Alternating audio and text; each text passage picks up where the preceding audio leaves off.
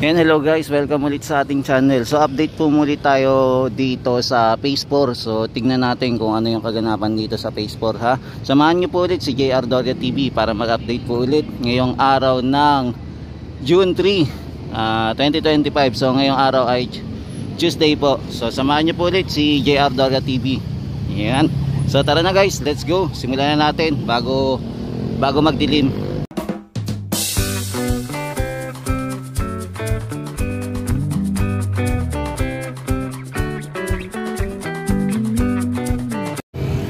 Yan guys, so simulan po muna natin mag-update dito sa kabila po, malapit po sa LRT1. So silipin natin kung ano yung ganap dito.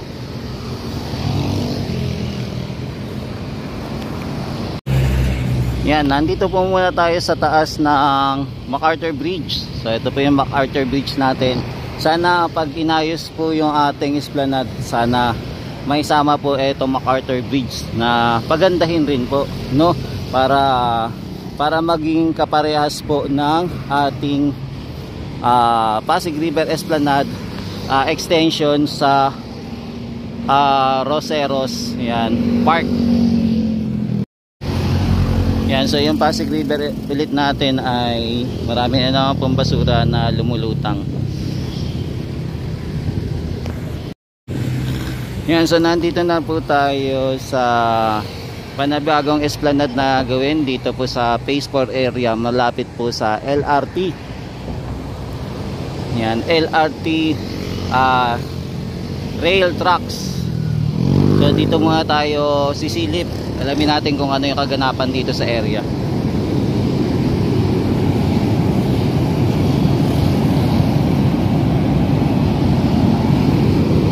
Yan, medyo linapit na po nila yung barge dito sa gilid, no?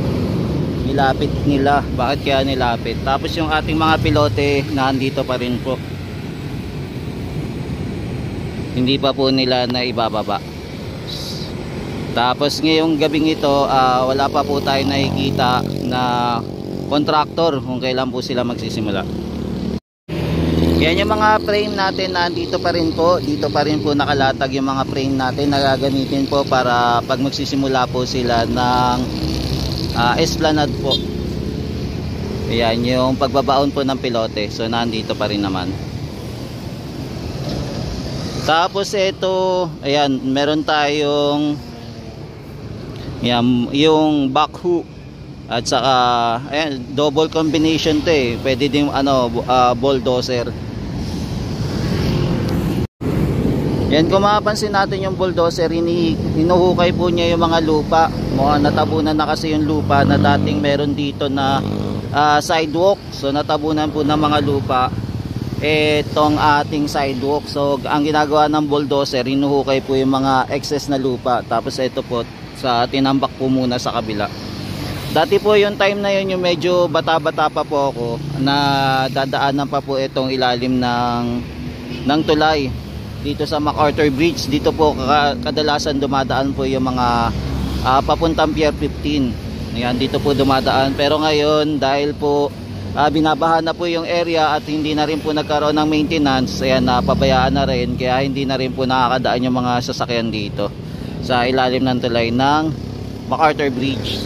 So ito po yung ngayon yung itsura po ng ating soon na magiging esplanade po, no, panibagong boardwalk na gagawin po. So ito po yung ganap ngayon. Yan, so abangan natin kung kailan po sila magsisimula.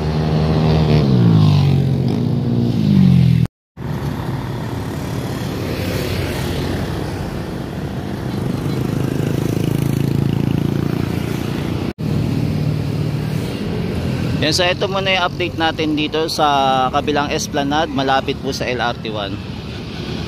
Yan, so balikan na lang po natin ito.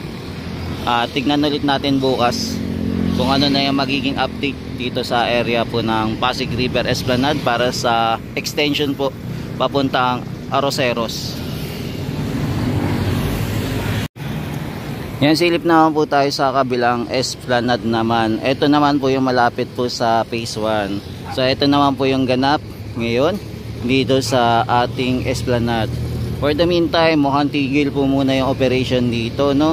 So wala pa tayo nakikita na dinudugtong nila o kaya nilalagyan na po nila ng steel frame.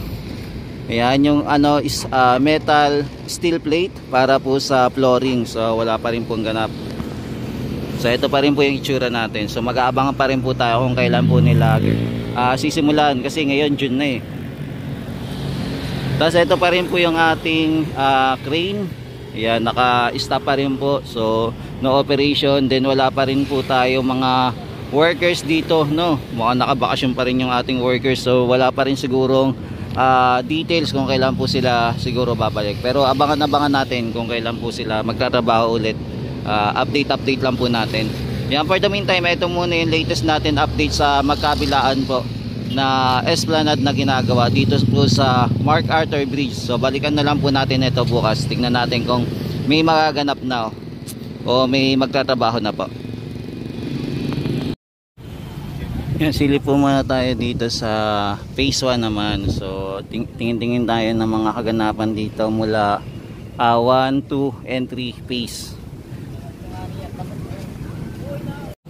Yan, so tara guys, ikot-ikot muna tayo dito sa Pasig River Esplanade kung ano kaganapan dito sa area. For the meantime, hindi pa natin nakikita kung bubuksan po itong Jones Bridge, no? Kung magte-testing pa rin po sila. So tignan natin kung magte-testing pa rin po. Yan, so dito hindi pa po napapailawan. So abangan natin kung kailan po aayusin yung pailaw dito. Kasi ito naman po yung fountain natin, okay na, pinagana na. Then yung repair naman po dito para sa mga statue, wala pa po tayo nakapansin kung kailan po nila i-repair. So abangan din natin kung kailan po nila ayusin yung mga ilaw dito. Yan, yung maintenance po dito ongoing pa rin naman po. So yung pagpipintura dito sa mga baluster at sa railings ongoing pa rin. So dito po sa mga area hindi pa po natatapos. So gagawin pa po nila. Yan, so ito yung mga railings natin, ongoing pa rin. So pinipinturahan pa rin siya, no? Ina-upgrade po. Yan, kulay puti po yung nilagay nila. Yan, kulay puti. Kulay puti po na pintura yung ginawa nila. Yan, so ito yung mga manggagawa natin na tuloy-tuloy pa rin nag-aayos po ng mga maintenance dito sa ating esplanade. Ayan, so ongoing pa rin po yung pagpipintura nila para magmukhang bago po yung esplanade.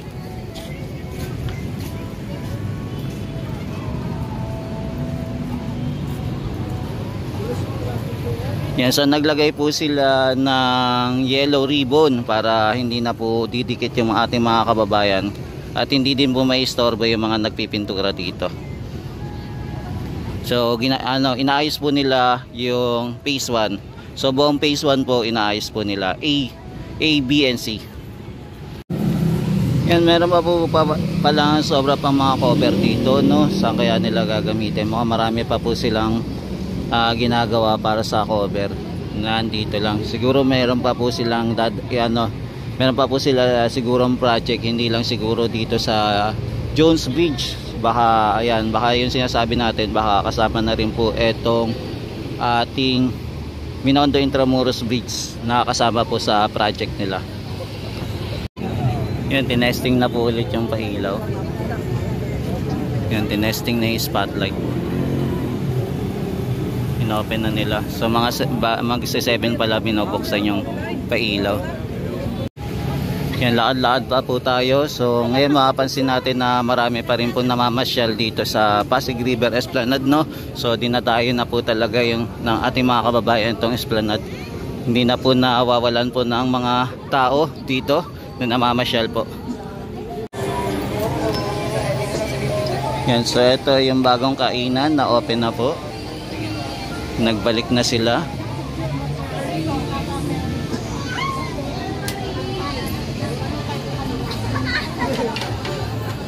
Tapos ito naman dito sa hagdanan po, ongoing pa rin po yung finishing po. Ayan, tinatapos pa rin po nila. Ayan, pinapaganda rin po, pinapakinis pa rin po. Hoping na lagyan po ito ng kulay red din po sana, no? O kaya tiles para maganda sana yung lalagyan natin. Pero abangan natin kung ano ilalagay dito. Yan, dito naman po tayo punta sa area po ng Plaza Mexico. So silip din tayo sa Plaza Mexico. So ito po yung mga dino rice po natin na available po dito. Yan, so ito po yung mga dino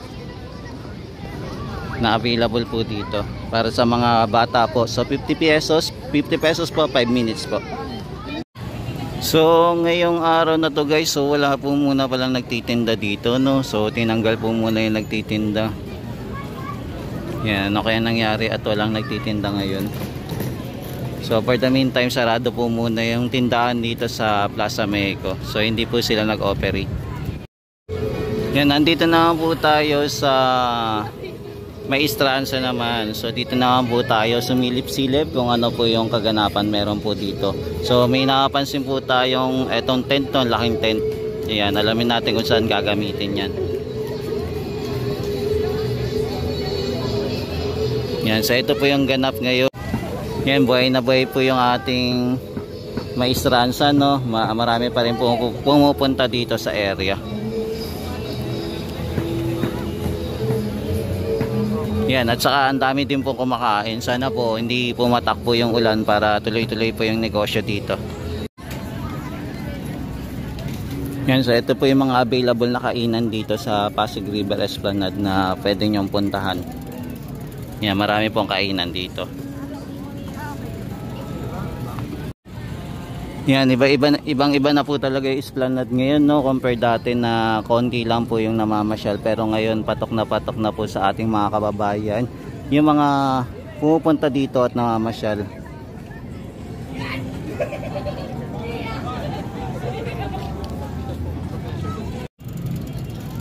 Kasi ito naman po yung Port Santiago River Walk. So ngayon, ngayong gabing ito wala pong nagtitinda. So ito na, nandito na po tayo sa pinakadulo po ng Esplanade.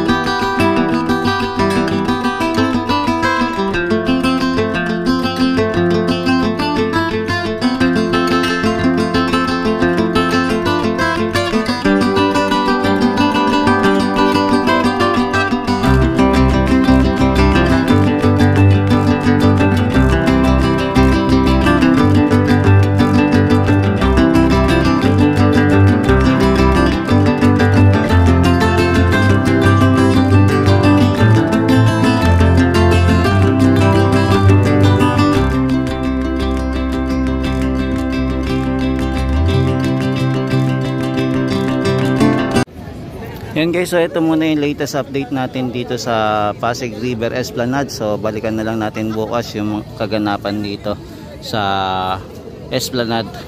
Simula phase 4 hanggang dulo po ng Port Santiago Riverwalk. Yan, maraming salamat po. Ito po si JR Doria TV na laging nag-update dito sa Pasig River Esplanade gabi-gabi po. Maraming salamat po. Hanggang sa muli, mahalin natin ang Pilipinas. Thank you po.